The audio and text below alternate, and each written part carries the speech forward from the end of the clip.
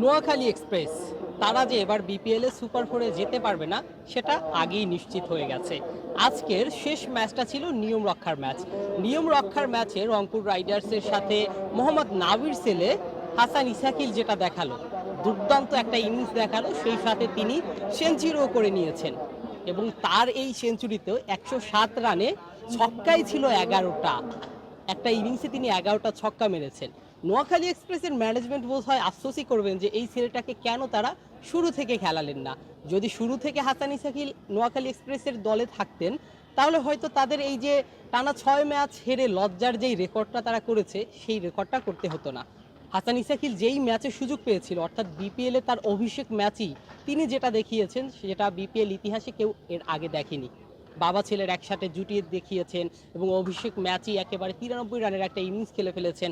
আর 7টা run করলে তো সেই তিনি সেঞ্চুরি করে ফেলতেন, অভিষেক ম্যাচেই সেঞ্চুরিটা হয়ে যেত এবং বাবার সাথে একটা 50+ একটা জুটি দেখিয়েছেন। তো এই যে হাসান ইসাকিলকে শুরু থেকে সুযোগ না দেওয়া, যদি তিনি শুরু থেকে সুযোগ পেতেন তাহলে নোয়াখালী এক্সপ্রেসকেও আমরা হয়তো এই সুপার ফোরে দেখতে পারতাম। একটা বিষয় যেটা দেখেন, নোয়াখালী এক্সপ্রেসের ভক্তরা কিন্তু খুব আশাবাদী।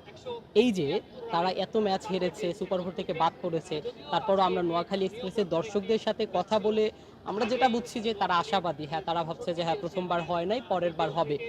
কিন্তু এই যে এত ভালো একটা দল সাজিয়ে দেখেন, মোহাম্মদ নবী, সৌম্য সরকার, আপনি দেখেন নোয়াখালী এক্সপ্রেসে কিন্তু তারকা কম নাই, বা অন্য অন্য দলের তুলনায় যদি দেখেন তাদের দলটা কিন্তু বেশ ভালো ছিল।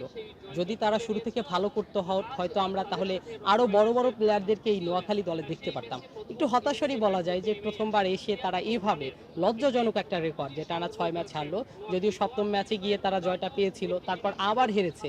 অর্থাৎ আগের ম্যাচটাও যদি তারা আসলে জিততো তাহলে একটা আশা ভরসা টিকে থাকতো সুপার ফোরে যাওয়ার, সেটাও তারা পারেনি। এবং শেষ ম্যাচ, আজকের ম্যাচে এখন পর্যন্ত 173-এ তারা টার্গেট দিয়েছে।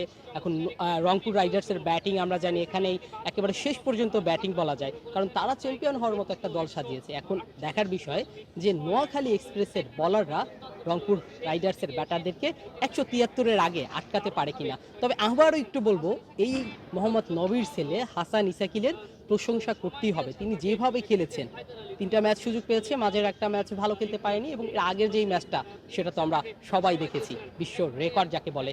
এই হাসান ইসাকিলকে শুরু থেকে সুযোগ দিলে, আমি আবারও বলবো, হাসান ইসাকিলকে যদি শুরু থেকে সুযোগ দেওয়া হতো নোয়াখালীর দলটার এই অবস্থা হতো না। কথা বলছিলাম আসিফুল হাসান, বিএস স্পোর্টস।